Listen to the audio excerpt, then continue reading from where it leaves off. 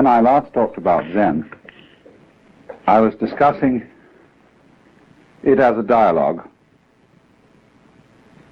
between master and student, and I was discussing it to a great extent in relation to Far Eastern culture, how it is in effect a method of liberation from the culture. All of us need to be liberated from our culture to a certain extent, because education is a kind of necessary evil. And when the process of education or acculturation has been completed, we need a cure for it. So in the process of being brought up by one's parents and one's teachers, you are in one way spoiled, although in another way made tolerable to live with. And so in our culture, it's increasingly fashionable to have psychoanalysis when you finish with education, so as to work out and resolve all the damage and traumatic shocks that were done to you in the process. And it's becoming something that in sophisticated circles one goes through, not because you're a mentally sick person, but because it's considered beneficial to general mental health. And this is our fumbling attempt, you see, to find a cure for our own culture. We need a cure, of course, because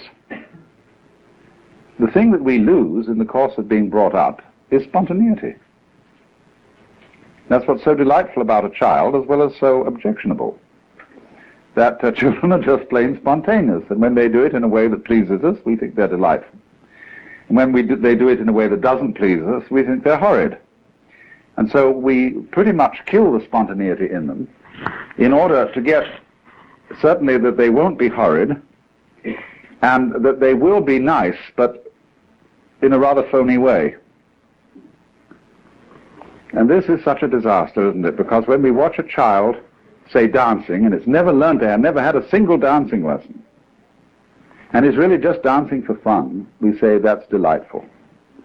Then eventually the child notices that this is a way of getting attention and becomes self-conscious about dancing, and then we send it to dancing school, and it becomes stiff and wretched. And only after many, many years of practice does the child, as a dancer, now a young man or woman, recapture the spontaneity of childhood. It's got to go all that long way around to get back to the thing that it once had. And it's terribly difficult. So in the same way, with we might say the general attitude to life, that a child is taught to live as a child is taught to dance. It has to observe the rules. And in so doing, this thing arises that bugs us human beings beyond belief. That is self-consciousness. Self-consciousness is, in one sense, our pride as human beings. It's the great thing we have. We can not only be happy, but we can know we're happy. We can not only think, but we can think about thinking. And therein lies the whole possibility of reasoning. To think about thinking, to know about knowing, to be aware of what one does. Herein is the whole birth of a rational control of behavior, which you might say is the glory of civilization and the glory of man. At the same time, it's a perfect pest, because how do you know when to stop thinking about thinking? For instance, you think over a problem, you've got to make a decision. How long should you think about it? How much evidence should you collect before you take a step? You never know. Actually, what most of us do is we think about a given decision until it's a nuisance, and then or the time is too late to think about it anymore, then we do something. We never are sure that we decided the right thing, and one of the troubles about thinking about decisions is there are ever so many unpredictable variables that come into everything. And you may work out the most perfect business contract and everything is fine, but you didn't bargain for the banana skin that you were going to slip on your way to your partner's office or whatever it was. such things couldn't be predicted in any amount of decision-making. And the more we try to elaborate perfectly foolproof methods of arranging our lives, the more we find ourselves encumbered with impossible details. That's the fallacy of too much law. When we provide for everything in the law, suddenly find you can't move without filling out 300 forms, and without consulting all sorts of bureaucrats, without hiring a staff of lawyers and accountants and all kinds of things to be sure you don't make the wrong move. After a while, the game ceases to be worth the candle. I mean, life becomes so safe that it's not worth living at all. So this is one of the problems of being self-conscious. And all education, you see, is an instruction in self-consciousness. What do you learn in education? You learn fundamentally words. In other words, symbols about reality. And through words, we're able to talk about living. And so think about living, and so have knowledge about it. You see, no knowledge is academically respectable knowledge unless it's knowledge in terms of words or in terms of numbers. That is to say, in terms of a symbolic language about life.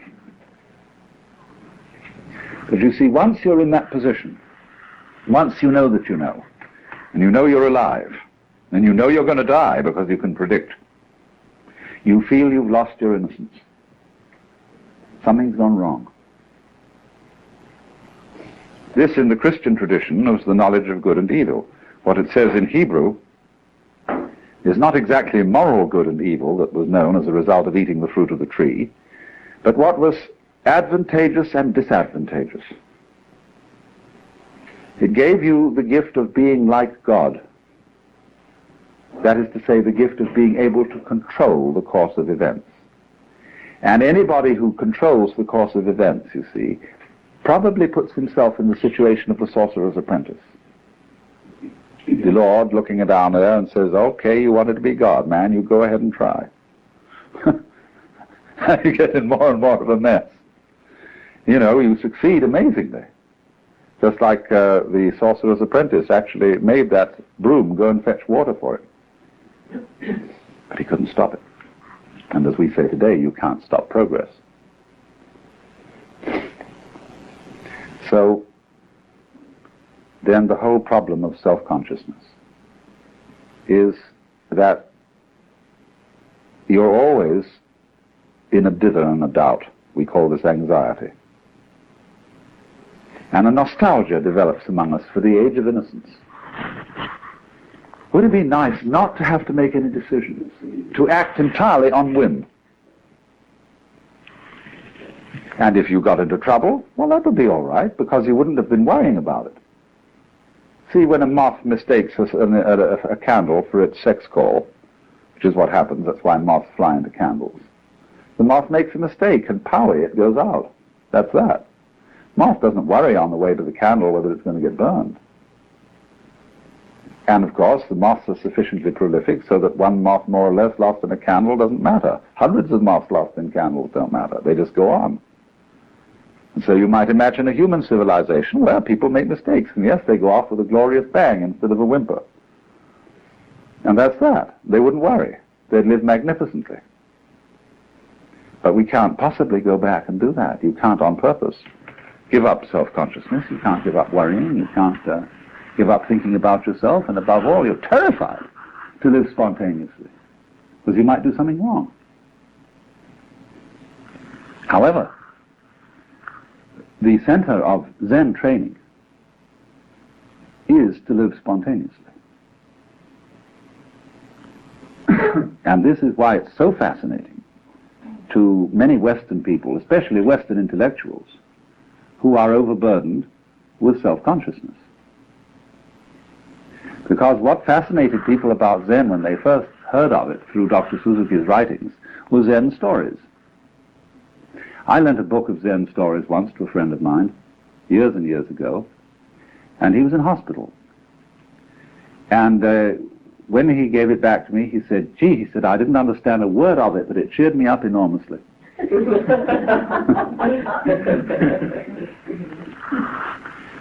So Zen, the literature of Zen, especially the literature of Zen in its early days, in the Tang Dynasty in China, we'll say a literature that runs from approximately 700 AD to 1000 AD. This span of years is the golden age of Zen. And almost all the literature of the period in early Buddhist Chinese is anecdotes about the encounters of Zen masters with their students. They are called in Japanese mondo, which means question-answer. And it appears that the way of studying Zen in those days was rather unlike the way of studying it now. Now Zen is settled and is studied in communities, such as we've been looking at, and will be staying in tomorrow night. But in those days, Zen was a wandering thing. In other words, if you became a Zen monk, you did a great deal of traveling. And instead of sitting on your fanny most of the day, you trudged. You were walking along through prairies, mountain paths, rugged country. You were visiting master after master after master to find one who would answer your question. Now, in a very natural way, supposing a person is questing, you are a seeker. You're not a phony seeker, but a real seeker. That is to say, you have within you a burning desire to find out what it's all about. Who you are, what life is, what reality is, or what's the way out of the mess. You want to become, instead of a mixed-up human being, you want to become something as simple and genuine as a tiger or a cat or a bird or a Buddha. So those monks used to wander and wander and wander in search of a man who would answer the question. So one of the first stories is that when Bodhidharma, or Dharma, who you see all over Japan as the man with big eyes, a bushy beard, usually dressed in red with no legs. He came to where Bodhidharma was meditating and said, "Master, I have no peace of mind. Please pacify my mind." Of course, he didn't even get in for a long time to ask the question, because Bodhidharma refused to see anybody. Finally, when he cut off his left arm as a token of his sincerity and presented it to the master, Bodhidharma said, "All right, what do you want?" Well, he said, "I have no peace of mind." The mind in Chinese is Shin, and it isn't quite what we mean by mind. They locate it here, Japanese kokoro. We locate our mind here. But this mind here, the heart mind, is the psychic center. When you say, "I have no peace of mind," it doesn't mean you've just got a headache. You may have a heartache too. It's a more inclusive word. You might call it the center of psychic activity. So Bodhidharma said to this man, whose name was Eka, "Bring out your mind here before me, I'll pacify it." And Eka said, "When I look for my mind, I can't find it." Bodhidharma said, "There, it's pacified." Now somehow this answered Eka's question. And all Zen is stories like that. Now one thing I must tell you about these stories, they are of the same nature as jokes. And that is to say, a joke is told with the object of making you laugh. Laughter is not an intellectual thing, it is an emotional reaction.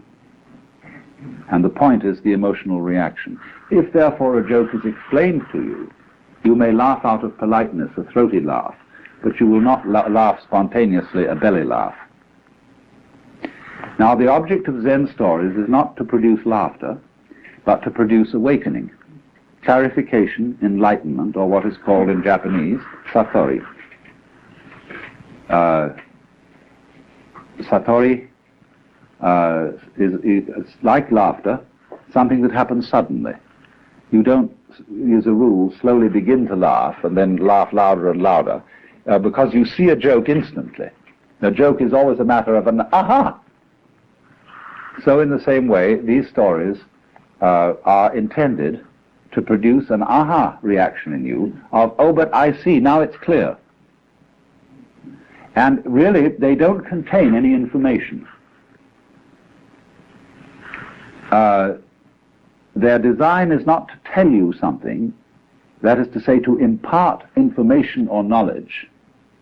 Their design is to get rid of something, to get rid of a false problem with which you are wrestling, so that the problem will disappear as a result of understanding the story.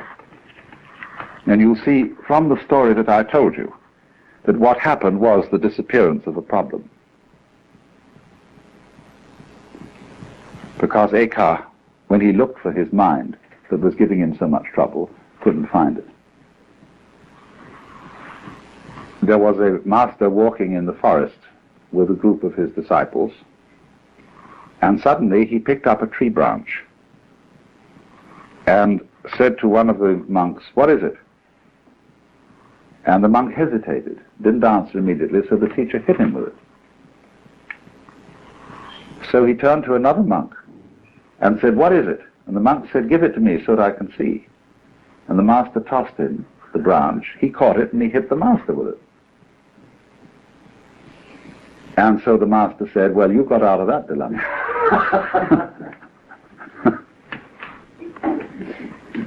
There was another occasion when an officer of the army came to a Zen master and said, "Sir, I've heard a very strange story and I want to know your answer to it.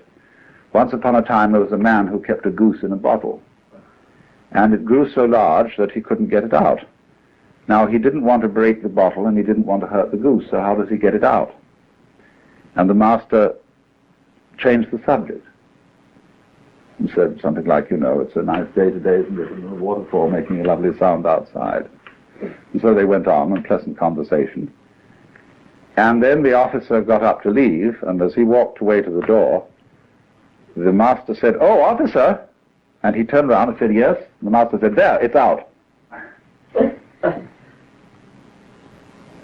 Another time, there was a famous master called Suibi, and he was asked, "What is the secret teaching of Buddhism?" And he was asked this in the lecture hall, where other monks were studying. And he said, "Wait till there's no one around and I'll tell you." So later in the day, the monk accosted him and said, "There's nobody around now. What is the secret teaching of Buddhism?" So he went into the garden with this monk, and he pointed at the bamboos. And the monk said, "I don't understand." He said, "What a tall one that is, what a short one that is." And this awakened the monk. Then there was another monk whose name was Gute. And whenever people came to ask him questions about Buddhism, he'd hold up a finger. That was the only answer he'd give. Well, he had an attendant, and one day somebody came to the temple to inquire about the teaching being given there, and the master was apparently out, and his attendant was there. So the investigator said, "What is your teaching here?" And the attendant held up a finger. Went away, but actually the master had been there. He was peeking from behind a screen. And so he came out to this boy and said, "What's the fundamental teaching of Buddhism?" And the boy held up a finger. Instantly the master drew a knife and cut it off. And the boy was very dismayed and rushed away yelling. So the master said, "Hey, come back!" As he came back, he said, "What's the fundamental principle of Buddhism?" And he went to hold up the finger, and it wasn't there. And he was enlightened.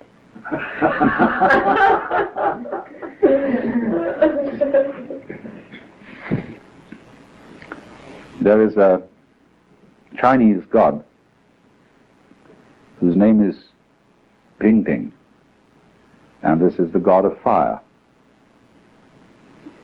And there was a monk who was traveling, and he came to a new master. He had been to someone else, and he said, well, who did you study with before you came to me? Or he said, I studied with so-and-so. He said, what did he teach you? Well, he said, when I asked about the fundamental meaning of Buddhism, he answered me, Ping-ting comes for fire. Well, the master said, that was an excellent answer, but I bet you didn't understand it. Oh, yes, he said, I understood it, because Ping-ting is the god of fire. And when, if Ping-ting should ask for fire, that would be like me asking about Buddhism, because I'm really a Buddha already. The master shook his head. I said, I knew it. He said, you missed the point completely. Well, he said, well, how would you deal with it? The master said, you asked me. So the monk said, what is the fundamental principle of Buddhism? And the master said, Ping-ting comes for fire. And the monk got the point. Well, you know, you can go on with these stories indefinitely. And, but you'll notice certain dynamics in them. They require, as a rule, a solution to a dilemma. Or they do something that creates what we would call a state of blockage. When you're posed with something completely unusual, and you don't know how to react to it in a normal, automatic way. You see, if somebody says to you in the street, good morning, you say good morning, and you're not being spontaneous, you're being nearly automatic. But when somebody comes up to you and says, are you saved? Or do you accept Jesus Christ as your personal savior? It's a very unusual question, and it stalls most people.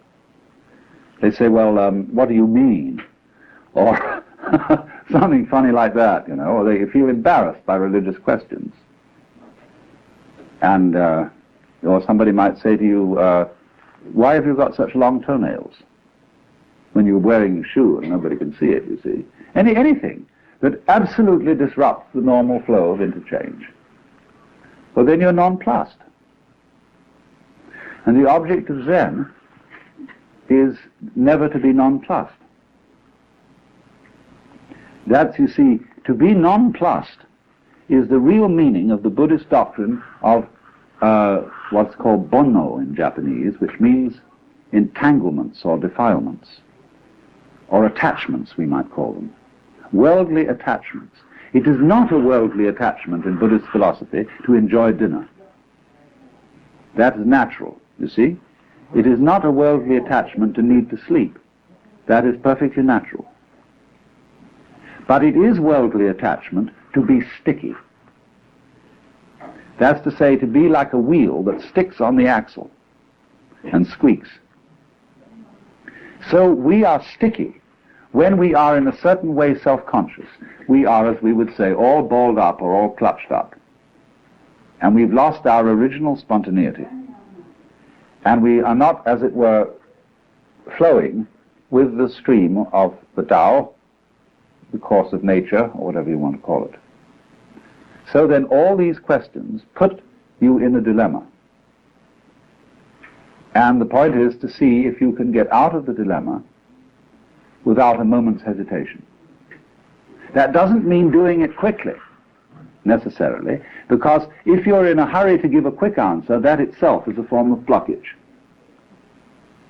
You should all read in this connection a translation in Suzuki's book, Zen and Japanese Culture, of a letter written by Takuan, who invented pickled radishes. I told you about, you know. Those yellow daikons are called Takuan after this man. And he wrote a letter on the art of swordsmanship, where he explains the necessity of spontaneity in fencing is that if you have to stop to think about how you're going to respond to a certain kind of attack, it's too late. You will be dead. You must respond in the same way as when you clap your hands, the sound comes out without a moment's hesitation. Or when you strike steel on flint, there is no waiting before the spark comes out. But he adds, if you try to be quick, this will itself be a block. So when you may notice that when people are trained in the use of the sword, they get what Anne Clark bought the other day, which is a bamboo sword to start with. And you can give a person a healthy clubber with a bamboo sword without actually ruining him. So the teacher may well have you work around the house doing various chores as a sort of janitor when you begin in sword school, and will take every possible occasion to surprise you and hitting you with a bamboo sword. And you're expected to defend yourself with anything available, with the cushion, with the broom, with a saucepan, anything you happen to be handling. Defend yourself immediately. Well, after a while, you know, if you're going around your everyday work expecting to be jumped on in a minute, it becomes rather nerve-wracking. Especially if you're thinking all the time about where's it going to come from next. And you discover that the more you make plans and try to calculate on where it's going to hit you next, you will always be outwitted. Because the teacher is infinitely clever and will always come from an unexpected direction. So at last there arrives a point where you just give up. You stop planning. And you just go around relaxed, and if it hits, it hits. And then you're ready to start fencing. Then you begin regular lessons. Because you have given up protecting yourself. And therefore you've learnt real defense. Because you can't protect yourself by calculation, by one-pointed thinking of one thing at a time, against an enemy who may attack from an infinite number of directions. Another story told about this is the story of the woodcutter and the animal whose name was Satori. There was once a woodcutter working in a clearing in a forest when he saw a strange animal peeking at him from behind a bush. And thinking to have this animal for dinner, he rushed at it with his axe. And the animal laughed from the opposite side of the clearing. Because this animal had the power to read thoughts. And therefore, wherever the woodsman intended to go, the animal read his thought first. And so the animal began to talk and mocked him and said, "You think you're going to do, I'm going to be this place next," because the woodsman naturally thought, when I see him next, instead of going to where he is, I'll go to the opposite side of the clearing. And so this went on until the woodsman got absolutely furious, and he returned to chopping the wood. And the animal laughed and said, "So you've given up." And just at that moment, as he whanged the axe against a tree, the head flew off and struck the animal dead. That's the way you have to attain Zen. So you see what happened here. The boy who studies swordsmanship is put in this impossible situation where he can't do anything right. Everything he does is wrong. And therefore, after finding this out, that nothing will do because it's all self-conscious, he gives up. Then he can be spontaneous. But you see what is provided is the training, why the training of Zen people is disciplined, is that we're going, first of all, to be spontaneous within limits. See, out of society, you can't do that. Because people will be just bugged by you if you say exactly what you feel and always act the truth. You won't be liked. And you may indeed do very dangerous things. But the Sodo, or the Zen training school, is set up so that it's a walled-in situation where one is allowed to be spontaneous within certain limits. And the crucial moment is what is called the Sanzen interview, which is a restricted interview. It's very formal. But in the climax of that interview, no holds are barred. It is a personal interchange where fundamental honesty is the crux of the whole thing. Now, you see, as I explained last time, that is a very buggy situation. Because the more you wonder whether you're going to be fundamentally honest, the more you get cold feet. This is, supposing you were allowed an interview with God and allowed to ask one question, what would you ask?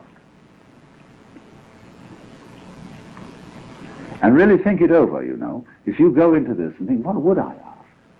You know, it's got to be really important. It's got to be the fundamental question for you. What is it that you basically want to know? And you start thinking about that and thinking about that. And the more you think about it, the more you don't know what you would ask. So you think, well, that's a silly question, isn't it? I know what he would say to that. You think about another one and think, that's a curious, interesting question. I don't suppose anybody knows the answer to it. But after all, it's only just idle curiosity. I don't think I'll ask that one. Then you think of another question and think about that for a while, and then you realize it's a question that doesn't mean anything. That would be a waste of breath and of a great opportunity. And you go through it and through it and through it until you think about all the questions you might ask. It's the same, very much so, if you visit a great master. You know, you might get an interview with a Zen master while you're here, and with the advantage of an interpreter present. What are you going to ask him? You've got just this one chance. What do you want to know? I remember a friend of mine who went to Yamazaki Roshi, who used to be at Shikokuji. He said when he got in there, he said, you know, I feel so silly. He said, I haven't got any questions to ask you. I just feel like laughing. And Yamazaki said, good, let's laugh. He broke into a great bellow. And, you know, there it is. So it's a protected, this is what I want to emphasize about this, because there are ever so many facets of Zen that are so easily misunderstood just through reading about it. There's one school of people that will emphasize the spontaneity of it and think that, gee, this Zen is a real groovy stuff, you know, and it means you just do anything you like. It's true, you see, that certain of the great Zen masters have said Zen is, Rinzai made this point very strongly. He said, in Zen there is no place for discipline or for Buddhism or for making efforts.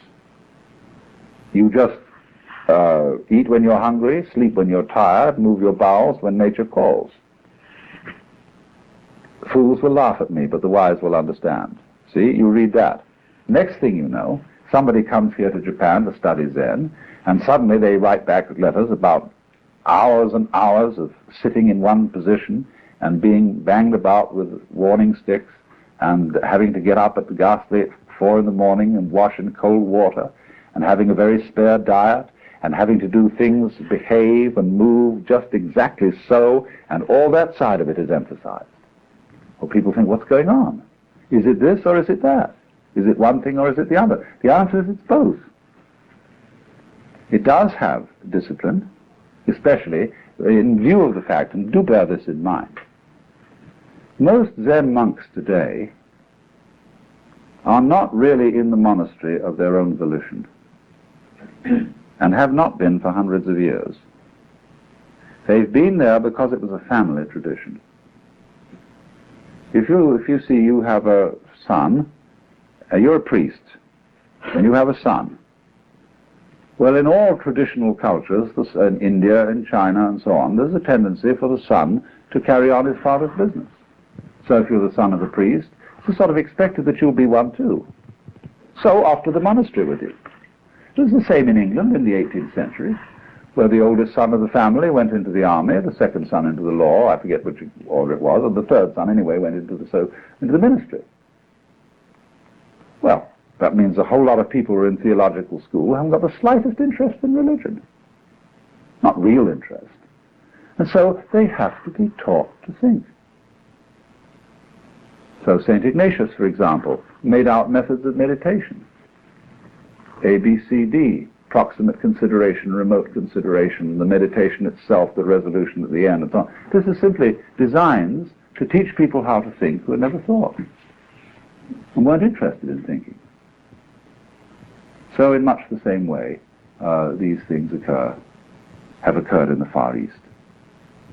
And a great deal of it is therefore designed to discipline people who have no real motivation for the discipline in question, the study in question. So now, one of the great features of Zen training is to develop within yourself what is called a great doubt. And the koan system is used to develop a great doubt. Here you are, you're asked to hear the sound of one hand. And, if you're an American and you've come over to Japan to study Zen, you've gone to a lot of trouble. You obviously have some sincere motivation. And you just can't get the answer to that one hand thing. And it becomes more and more a matter of life and death because it seems terribly important to find this out. So you have a great doubt. That is to say, you have an urgent spirit of inquiry. And with you can't get it, and you can't get it, and you can't get it, the teacher keeps saying, now, come on, let's go. Let's be ready to give your life for this thing. But you see, if you go into a Zen monastery, and you don't have that spirit of inquiry that led you across the ocean at a great deal of expense, you're just someone who was brought up, one of the boys in the neighborhood, and he went into the monastery. But the teacher says the trouble with you is you don't have a great doubt. Of course he doesn't have a great doubt. He's not interested. So he learns to cultivate a great doubt. See, it's like trying to, if I may put it in Western or Christian terminology, you don't love God. You've never seen him. You don't know anything about God. Why the devil would you love God? Somebody comes along and says, you've got to love God, It's terribly important. It's the first commandment. Oh, gee, I've got to love God. So what do? We sit down and say, dear God, I love you, dear God, I love you, dear God, I love you, dear God, I love you. Come on, I've got to get this feeling going, get that going. And then the preacher can tell all sorts of stories, you see, and move you, terrify you with the fear of hell if you don't love God. Or he can say how beautiful Jesus was. That was the revelation of God. Now you ought to love that. If you ought to love your mother. Probably hate her guts. So you see, you get this thing. Work on that great doubt. Well, you see, the trouble is you can't get a great doubt to order. You can't tell anybody anything to order. If you could, do you know what would happen? Supposing you go to music school. What are they trying to do in music school? They're trying to find methods for teaching creative musicianship. Whether you're a player or whether you're a composer or whatever. They want to find out how they can make every student a genius. Actually, all schools are run for the advantage of the staff. And it's a job. You've got to put people through there. It's a way of keeping them off the labor market.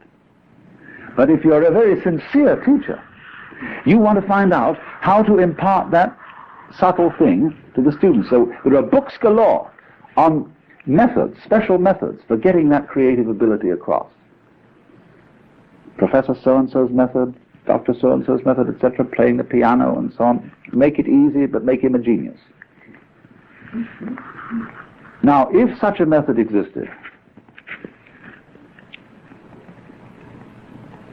do you know what would happen? These geniuses would all be boring, because we would know how they do it. And the whole fascination of an art and of a great performance is you don't know how it's done. There must be something about it that is fundamentally astonishing. You could say, again, putting it into Western terms, if God could explain how he created the universe, he wouldn't be God. And you know how in the book of Genesis, it's told so straightforwardly that when the Lord first of all creates the things, and then looks at them afterwards and sees that they're good. And you know, I love the passage where suddenly he creates great whales. You know, suddenly great whales, whoops, like that. And he looks at these things and says, my, that's great, do it again. And so in this way, there's a Zen poem which says, you may want to ask where the flowers come from, but even the god of spring doesn't know. And another says, planting flowers to which the butterflies come, Bodhidharma says, I don't know. So there is this curious thing in all what I would call vital knowledge, living knowledge, that it's always a mystery to itself. Life is a mystery to itself. For the same reason, you see, there's a Zen poem which says, it is like a sword that cuts but does not cut itself, like an eye that sees but does not see itself. So in this way, what there is fundamentally, basic reality, knows itself and doesn't know itself. If it did know itself thoroughly, it would stop.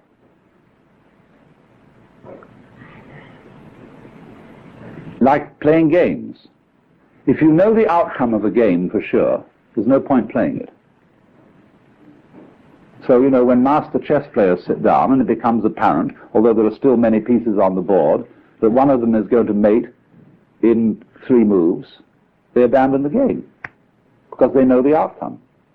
If you knew the future perfectly, if you knew everything you're going to do right up to the day of your death, you'd say, let's check out on this game. Let's commit suicide and start another life. Because there's no point living through what is known completely. Of course, you can't very well live through what is unknown completely. There must be some light.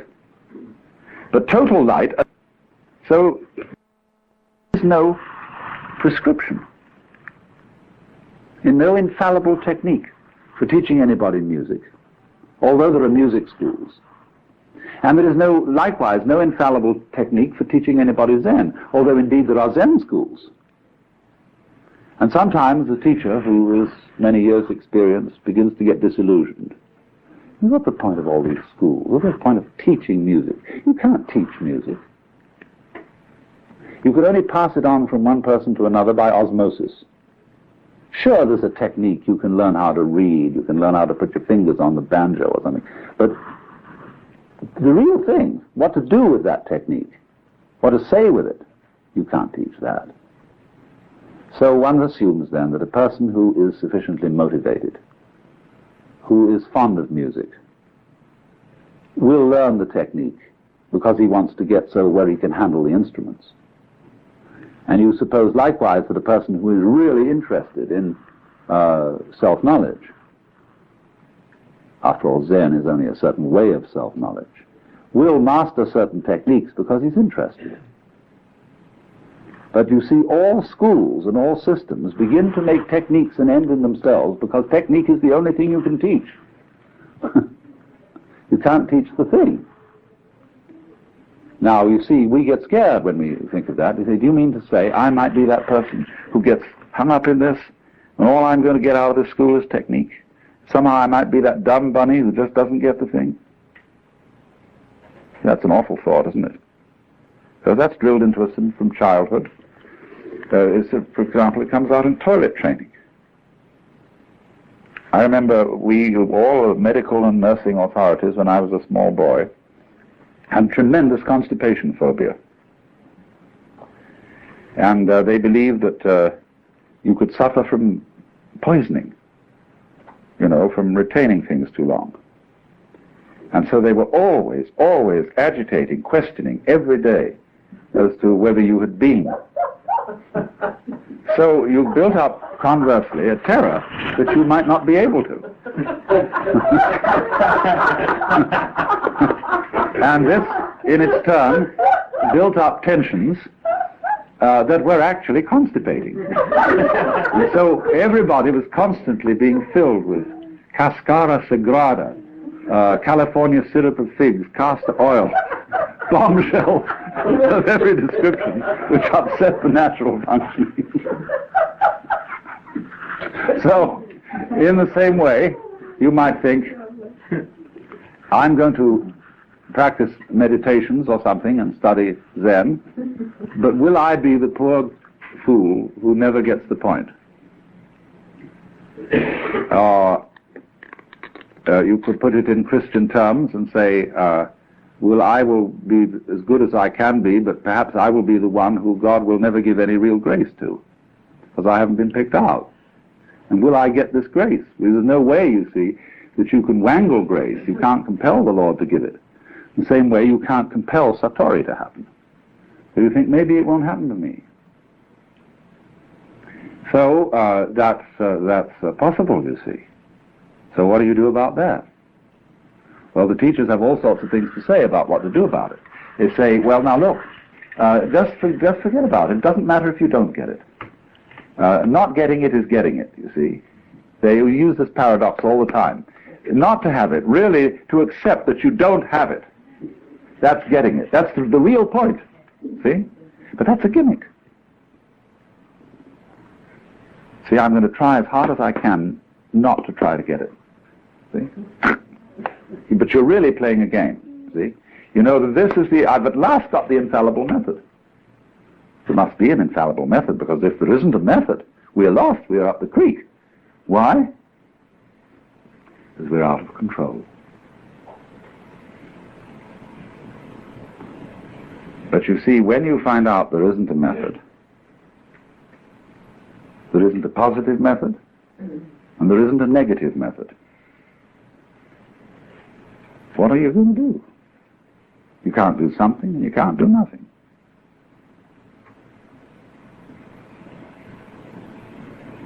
You can't let go of the thing, because after all you got curious about it. And this is what's called having swallowed a ball of hot iron. You can't gulp it down and you can't spit it out.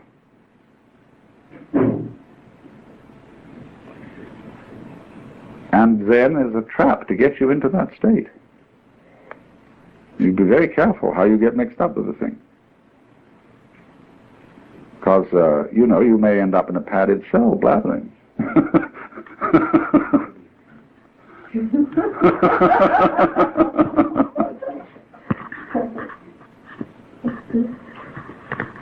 But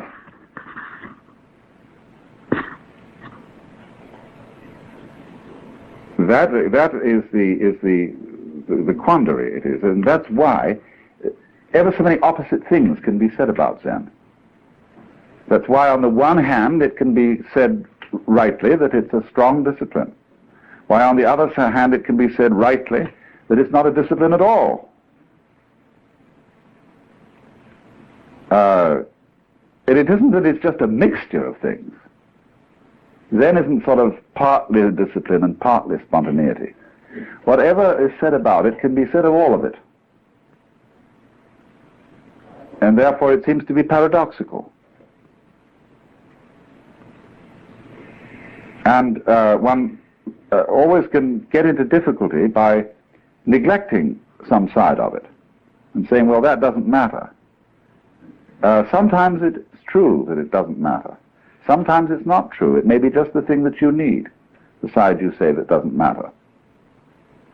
So there's no way, what I'm trying to say is, there's no way of putting your finger on this thing.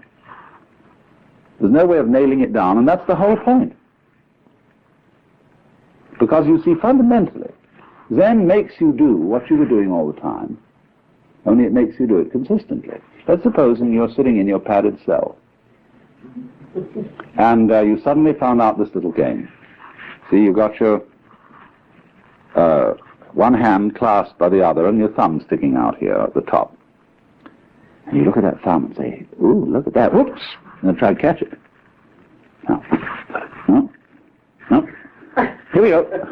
No, no, come on, let's get it, come on, let's get it, come on, let's get it, get it. Get that thing, get that, see?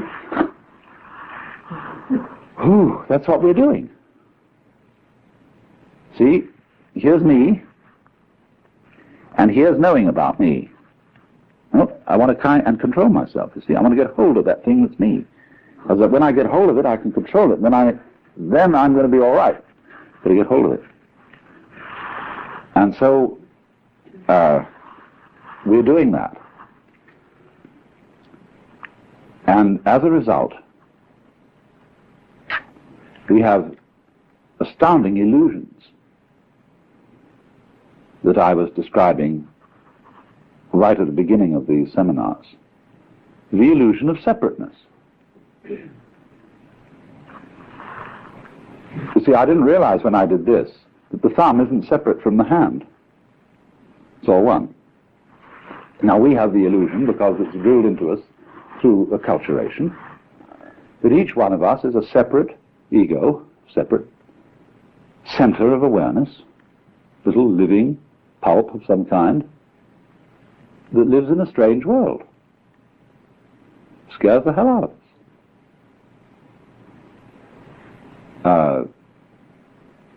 What makes you think this, you see? How did you ever be surrounded by this world in which you're a stranger? See, it's really obvious that that isn't so.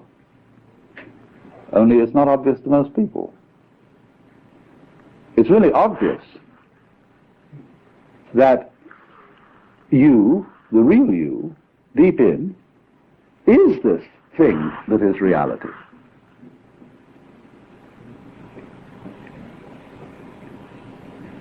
And that you are having a profoundly interesting game, pretending you're not.